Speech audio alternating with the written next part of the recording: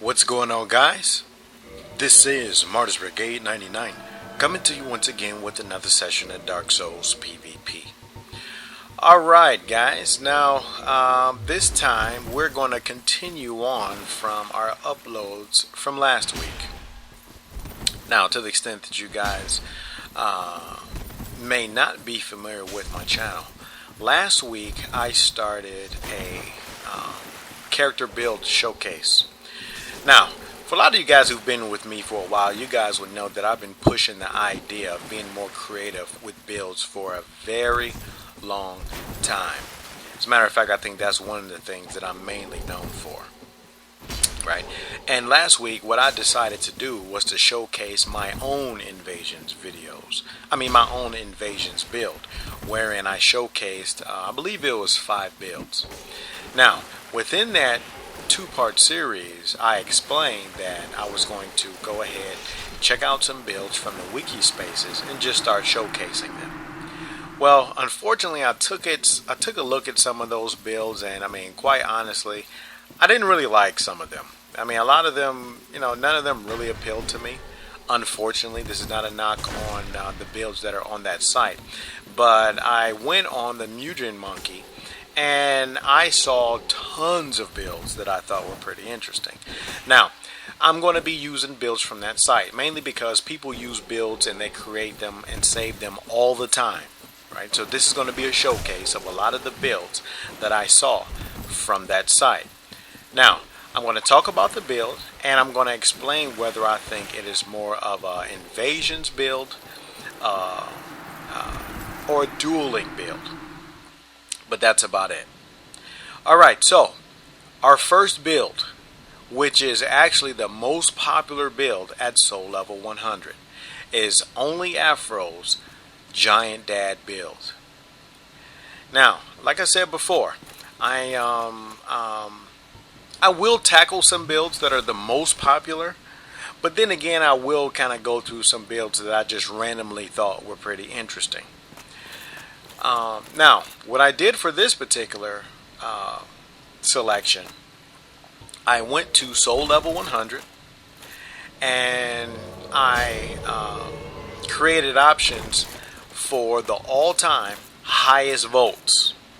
Right? So for Soul Level 100, this particular build got more votes than any other build at Soul Level 100. Now, you guys saw the stats at the beginning of this build's showcase. So, really nothing fancy about it. Okay, nice lock BS right there. Those guys love those BSs. Alright, but anyway. This build in particular, I think is more of a, just kind of like a troll build, if anything, right? I won't even say troll. I'll just say it's more like a gimmicky build, right? Because it basically made fun of a lot of the guys that played throughout 1.05, right? Because you would see a lot of guys with their Darkwood Grain Ring, just ninja flipping and fat. Well, actually, they were just ninja flipping with Zweihanders and with Giant's Armor. You saw a lot of that during 1.05. And with the 1.06 patch, a lot of that was ended.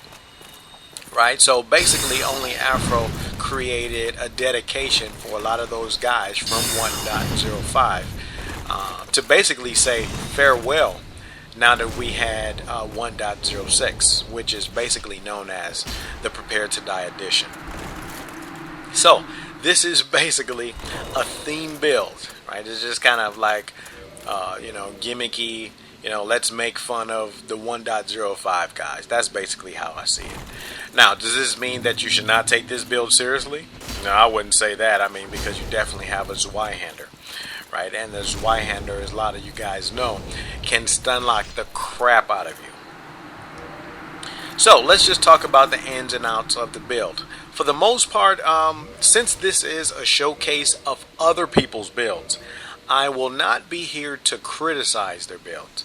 I'm basically just going to talk about what I perceive to be the strengths, perhaps what the weaknesses are, and I'm going to recommend whether I personally consider the build to be more suited for duels, random invasions, or trolling, right?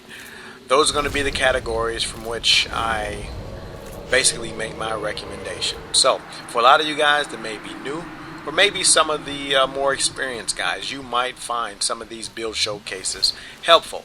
Now, in the event that you guys may have saved some of your builds on Mugen Monkey, I will randomly just go through the Mugen, any of the ones that I particularly think are kind of interesting.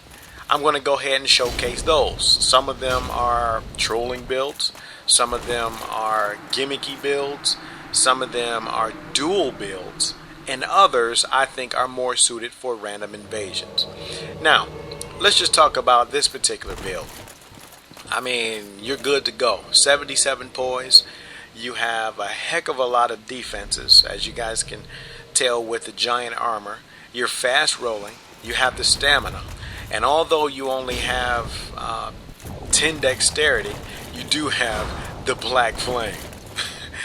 So, I mean, you know, you may see it as a gimmick when you see the giant dad, but it doesn't mean that you should take this build lightly. I mean, because, the funny part about it is right here.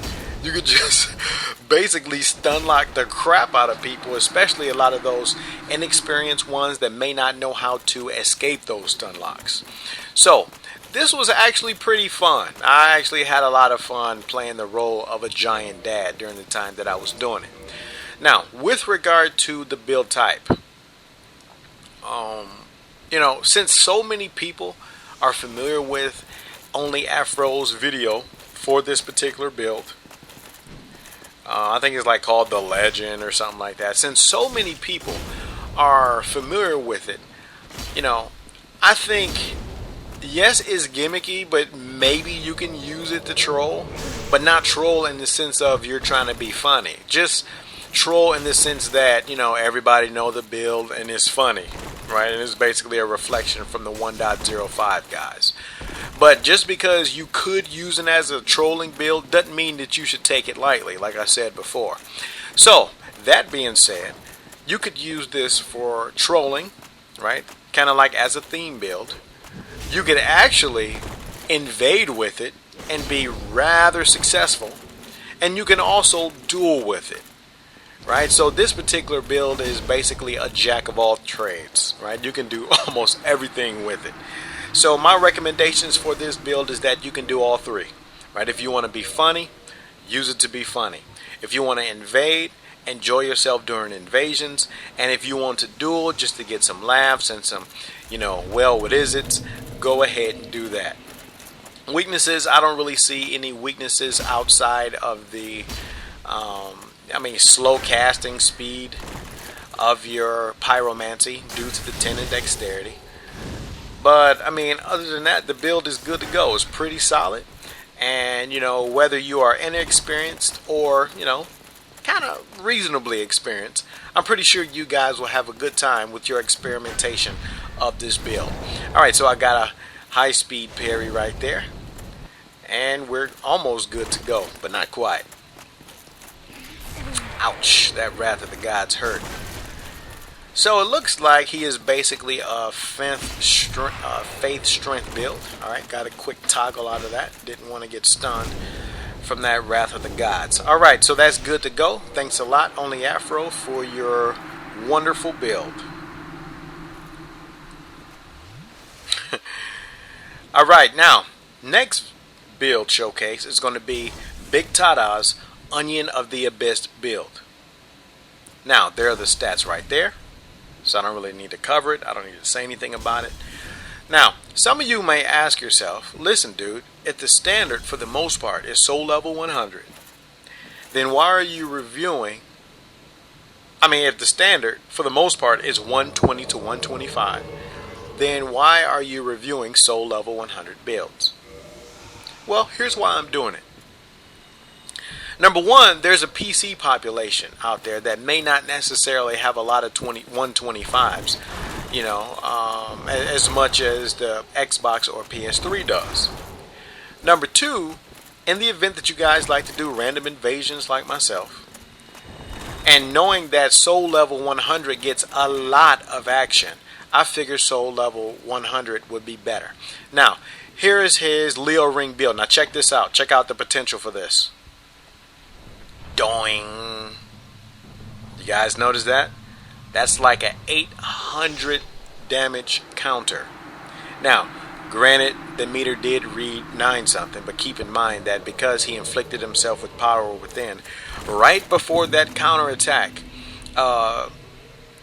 his power within basically consumed 141 damage. Right? So you take 926 you take 141 from 926, and I think you got somewhere around 800 or high 7s. So let's just talk about his build. Basically, it's a Leo ring build that takes advantage of the Balder Side Sword for counterattacks and the Dark Silver Tracer for criticals. Criticals meaning in the event that he is successful with the parry, or if he needs a backstab, he can just go ahead and do a quick weapon switch to take advantage of the critical benefits. Because I'm pretty sure a lot of you guys may know that the Balder Side Sword is quick on the R2s, but at the end of the day, the critical damage, it's pretty weak for the most part. Right, so that's basically it. Now, with a lot of these builds, as I was playing it, and as I saw the strengths and weaknesses based upon my own personal preferences, I realized that some of these builds could have been made differently. Right? Case in point, this build only has 32 poise. There were some armor selections that I thought would give somewhere around 42, so that you would be able to sustain like a hit from a halberd or something similar. Or, just for a myriad of reasons. Right, I just found some ways in which I won't say improve, I'll just say do things differently with regard to these builds. Right, but like I said before, this showcase is not for me to tell my opinion, right, because these are builds that were created by the authors. And it was based upon their own personal preferences. Now, if you guys may like some of these showcases, and you may think to yourselves like, what, that build is cool, the theme is good, but I don't necessarily like the armor. Well, go ahead, keep the theme, and choose different armor. So this is why when it comes to these builds, I'm not here to criticize them. I'm basically just showcasing them, talking about the ins and outs as far as what I perceive the strengths and weaknesses are, and that's about it. So let's just go ahead and go into strengths and weaknesses. Strengths. Well, Leo ring and a Balder Side Sword, you can't really go wrong at all. You cannot go wrong, because even though the standard R1 attacks are fast but relatively weak for the Balder Side Sword, I think most experienced players understand that those R2s, they hurt. And they hurt even without the Leo ring. So it's definitely going to hurt with the Leo ring. Now, in the event that you guys are not familiar, on my channel, I do have a counter attacking with Leo series, wherein I think I dedicated like 2 full commentaries talking about the Leo ring. Right? And actually that was a high speed parry right there. But not only do I talk about the Leo ring, but I kind of showcase the damage potential. I showcase it with the Balder Side Sword, with the halberd, with the war pick, and also with the great sword. Right, so in the event that you guys, and also in addition to that, Epic Name Bro, shout out to Epic. He has a video wherein he's also talking about the Leo ring. Now, granted, he is kind of, speaking about it and kind of from a PvE perspective. But despite it being from the PvE perspective, a lot of the information that as a matter of fact, all of the information that he gave still applies in PvP. So, in the event that you guys, kind of think this is a groovy build, you like the damage potential, go ahead and check out my counter attacking with Leo series, in addition to Epic Name Bro's Leo ring video. And as a matter of fact, I'll add a link to those videos in the description box. Now, let's just talk about what I would think this particular build is created for. Me personally, I would say that this build is better suited for dueling. Number one, it's not really nothing funny about it, right? So I wouldn't call it a gimmicky or trolling build.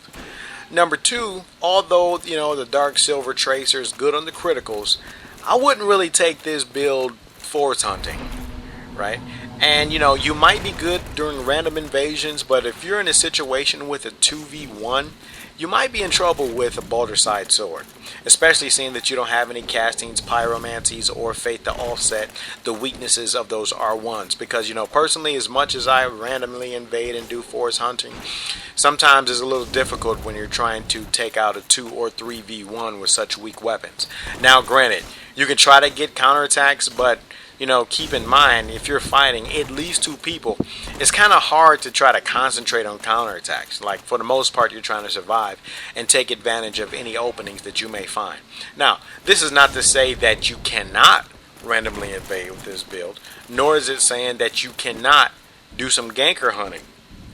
But what I am saying is, based upon my experience with it, I think this particular build is better suited for duels.